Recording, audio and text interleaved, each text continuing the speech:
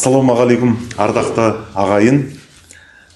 Бүгін біздің сұхбатымыздың құрметті қонағы филология ғылымдарының докторы, профессор, біздің ұстазымыз Рахымжан Тұрысбек ағамыз.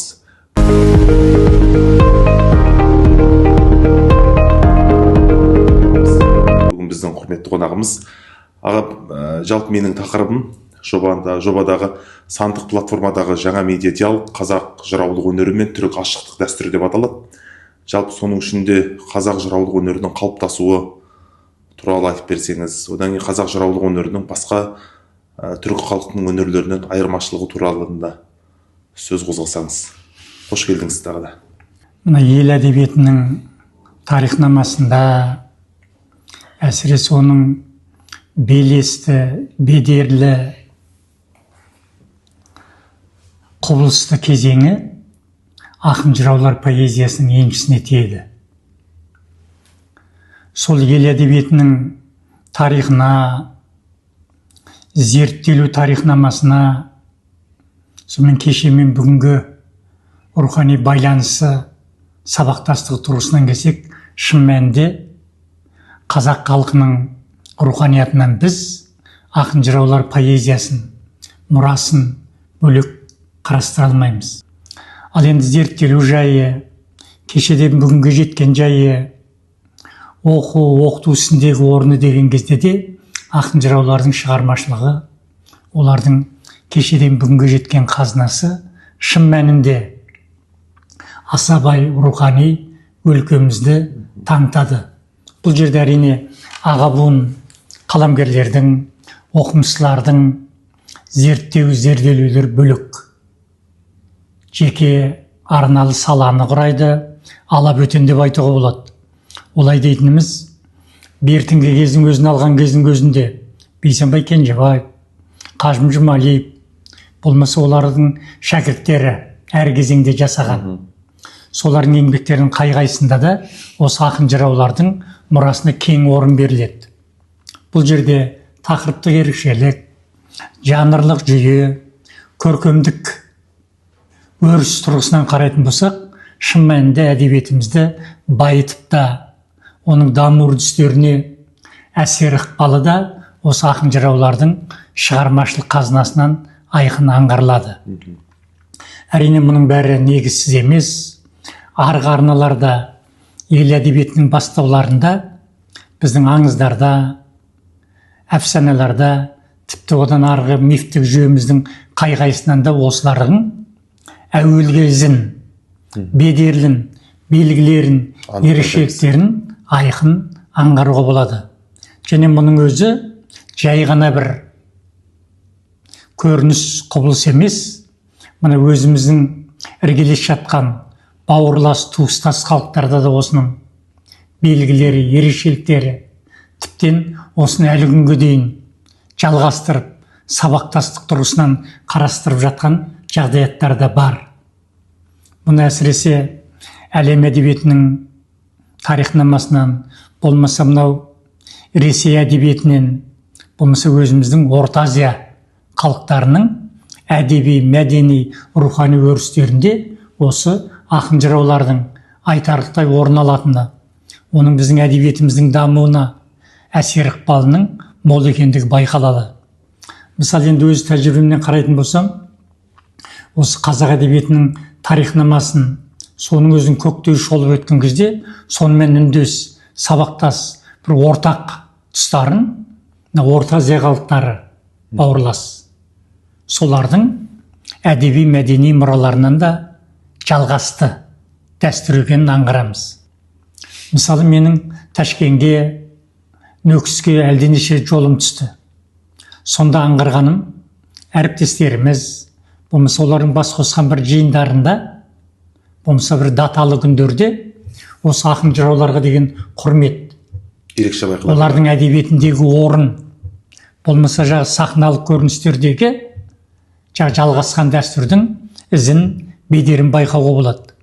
Мысалы, қандай бір жиын, жоспарлы дейік, болмаса отанда, отбасының айналасында болып жатқан үлкенді кішілі кештер, кездесулер, сұхбаттар, жақын жуықтардың бас қосуларын қай-қайсында да осы ақындық өнерге, жырау жыршылық өнерге арнаулы орын беретіндігі, Ілтипаттары. соның шын мәнінде өзінің жалғастырушы, соған берік белгілі өнер иелерін айқын аңғаруға болады.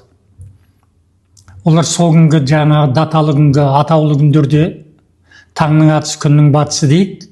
Сонда белгілі адамдар, ауылдан, аймақтан, орталықтан алдыртқан белгілі Өнерпаздар. өнер иелері сол күнгі жиынды бастан аяқ қатысумен қатар, соның кәдімгі жан-жақты әдеби, білімі, ғылыми, руханияттық өрісіне үлкен сүбелі үлес қосқаннан қарамыз. Байқағаным, әлгінде Қарақалпақстан әдебиеті бола ма, бертіндегі мына Орта Азияның басқа елдерінде осы ақын жыраулардың мына әдебиеттің тарихнамасында, әдебиеттің белгілі бір кезеңдерінде арнаулы оқытылатындығы, оның тәлімдік, тәрбиелік өрісіне кең мүмкіндіктер ашып отырғандығы, және оны үзіп алмай өзінің арнаулы адамдары, орындаушылар арқылы жалғастырып келе жатқанында шын мәнінде көңілді қуантады.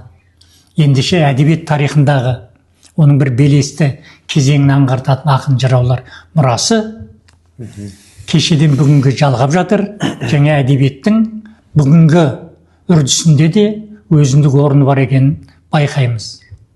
Жақсы аға, рахмет. Енді тағы да бір сұрақ бар. Сіздің кітабыңызда қолымызға тиген ақын жыраулар поэзиясы деп аталады аға. Ол жалпы өзіміздің төбір туысқан халқымыз Қарақалпақ халқының жалпы жырауларына, қазақ жырауларының ішіндегі поэзиялардың салыстырмалы жалпы өкілді әдебиетке арналады. Соның ішінде сол кітаптың жалпы жарыққа шығуына не түрткі болды, қандай себеп болды? Сосын екінші бір сұрағымыз бар. Енді халықтың арасында мынандай мақалға айналғанда сөз бар ғой, ақынның басы Абай, жыраудың соңы Жамбыл дейді. Осы Жамбыл атамыздың жалпы жыраулық өнерге қосқан үлесі туралы бір жалпы ғылыми айналымда ол кісіні ақын деп те жатады, не болмаса жырау деп те айтады. Сіздің жалпы көзқарасыңыз осы турасында? Рахмет. Сұрағың өте салмақты, әдеби көркемдік сипаты да мол екен. Мен аңғарып отырмын. Әлгінде ақын жыраулар деген кітап жақсы айтып отырсыз. Мен бұрында да жазғанмын, оқу орындарында пайдаланып та жүрмін. Әлгіндегі рухани сапарлардың тұсында біздің әріптестеріміз, әсіресе жаңағы Ташкенттегі, Нөкістегі әріптестеріміз соған қызығушылық танытып, мұндай жағдайда біздің әдебиетте де орын алған дегеннен кейін, біз кәдімгі рухани байланысымызды шын мәнінде іспен, бірлікпен, кәдімгі ұстаздық қызмет арқылы да әдеби рухани байланыстарды нығайттық. Сондықтан жаңағы ақын жыраулар мұрасы деген еңбегіміз қазіргі мына Әжнияз атындағы Нөкіс педагогикалық институтының PhD докторанты философия, сондағы Тұрсынай Төрткүлбаевамен бірге отырып, әлденеше рет кездесіп, әлденеше рет әдебиет тарихын төңірегінде сұхбат құрып, сосын біз соның басын қосып, зерттеп, зерделеп, көпке ұсынуға болатындығын әбден көз жеткізген соң, соны баспа арқылы шығардық. Бұл Ташкенттен шықты, негізінен жаңағы Нөкісте, Ташкенттегі біздің әріптестеріміздің қолдауымен, сондағы белгілі ғылыми орталықтардың кеңесінен жаңағы әртүрлі салғастырулар арқылы жиыннан өткеннен кейін біз оны көпшілікке ұсындық. Әлгіндегі ақын жыраулар мұрасы деген еңбек осылай өмірге келген. Ал енді бұл енді сөз жоқ, біздің әдебиет тарихында да өзінің ізін қалдырған. Арадағы Абайды, оның тұстас замандасы Жамбылды алатын болсақ, шын мәнінде оның ар жағында да, бер жағында да осы ақын жыраулар мұрасы, оның поэзиясы, сосын жаңа әдебиет тарихында орын алу жағдаяттары анық көрініс береді. Мысалы біз биыл Абайдың 180 жылын өткізсек, алдағы жылы Жамбылдың ақындық өнерін, жыраулық мұрасын, соның мына әдебиет тарихындағы орнын біз әдеби үдеріспен байланысты бұрында қарағанбыз, әлі де соны жалғастыратын боламыз. Шын мәнінде мына ақындық өнер, жаңа жыраулық өнер, осы дәстүр деген біздің қазақ әдебиетінің тарихнамасында қарап отырсаңыздар, бір кездейсоқ нәрсе емес. Шын мәнінде біздің әдебиетімізде кешегі халық әдебиеті нұсқаларында осының ізі бедері бар болатын. Соны кеше жазба әдебиеттің негізін қалаған Абай феномен арқылы дамытқан болсақ, байқаған болсақ, енді міне Жамбылдың жыршылық өнері, жыраулық дәстүрі, ақындық, кәдімгі эпикалық жырдың белгілі бір айтулы тұлғасы ретінде де оның шығармашылығын аңғарамыз. Әрине бұның бәрі бір тақтайдай тегіс жерден өніп шықпаған, олардың алдында да мәдени рухани өлке болды. Жамбыл атаның алдында аузында Сүйінбай атамыздың сөзі жүрді, батасы жүрді. Сүйінбайдан қалған мұралардың бәрін Жамбыл ақын ретінде де, жырау ретінде де, жыршы ретінде де жеткізген біздің әдебиет тарихында бар. Шын мәнінде Жамбыл тек қана Сүйінбайдан үйреніп қана қойған жоқ, Жамбылдың өзі енді кенен оның айналасы арқылы осы дәстүрді жалғастырды ғой. Онына Орта Азия халықтарына жолы түсті. Ұстаз бен шәкірттер. Әсіресе мына сол кездегі Фрунзе, қазіргі Бішкекке, олар әр уақытта, әрбір жолдармен, әрбір қуанышты сәттерде жай ғана қыдырыстап емес, шын мәнінде өнердің өрісі ретінде өзінің әріптестеріне кәдімгі барып, осы бір өнерді дамытайық деген емес, шын мәнінде соның біздің әдебиет тарихында бар екендігін өмірде де өздерінің өнері арқылы да шыңдап жалғастырды ғой. Міне кешеден жеткен Абайдың феномен дегенде, Жамбылдың жыраулық өнері дегенде, біздің әдебиеттің тарихнамасындағы үрдіс, ұнамды үрдіс дегенде бізге осындай қадау-қадау әдебиеттің тұлғалары есімізге оралады. Жақсыға рахмет. Енді жалпы түйінді сұрақ ретінде жалпы қазіргі поэзиядағы жыраулық өнердің көрінісі туралы айтып бүгінгі сұхбатымызды түйіндесек, мысалы Есенғали Раушановта, Темірхан Медетбекте қазіргі толғау жанрының мысалы көріністері байқалады. Сол жайында айтсаңыз аға. Расында сол кешеден бүгінгі жалғасқан ақын, жырау, жыршылық өнердің біз жалғасқанын байқаймыз. Жалғасқан. Әсіресе Қазақстанның көптеген өңірлерінде, батысы бола ма, болмаса оңтүстік өңірі бола ма, солтүстік жағы бола ма, теріскейі бола ма деген тұстарда қазір қадау-қадау осы ақындық, жыраулық өнерді дамытып келе жатқан. Соның ізбасарлары бүгінде кездеседі. Алматы, Астана, біздің бас қалаларымызда арнаулы оқу орындарында белгілі шәкірттер бар, біздің әріптестеріміз бар. Олар арқылы жалғасып жатқан болса, келесі кезекте шын мәнінде осы ақындық, жыраулық, жыршылық өнер біздің мына замандастарымыздың әдебиет тарихына енген ақындардың, жазушылардың шығармашылығында да көрініс берді. Олардың жазбалары арқылы да жұртшылыққа жетіп жатқандығы қуантады. Кешегі Темірхан ақынның мысалы біздің көне жұрттың, түркінің сарынын, кеше Күлтегіннің, Тоны көктің сарынын, түркі жұртының кәдімгі айнымас бөлінбес бөлшегі ретінде қарап, соны арнайы кітапқа айналдырып, сол сарын арқылы қазақ халқының тарихнамасын кешемен бүгінгі жалғастырған болса, бертінде біздің жаңағы қазақ халқының аяулы ақындары Есенғали Раушановтан, болмаса Ұлықбек Есдәулеттен, Тыныштықбек бауырымыздан, басқа да біздің жаңағы көптеген ақындарымыз,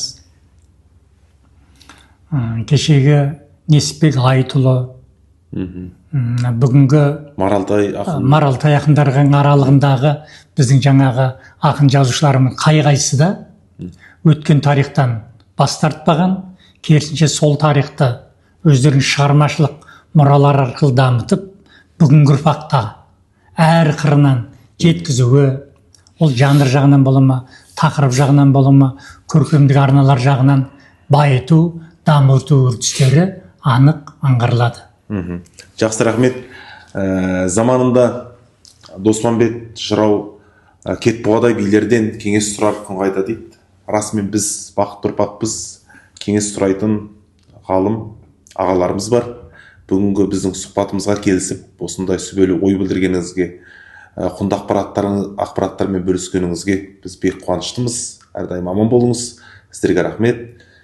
Шәкірттеріңіз дарынды, ұстаздарымыз қадірлі болсын.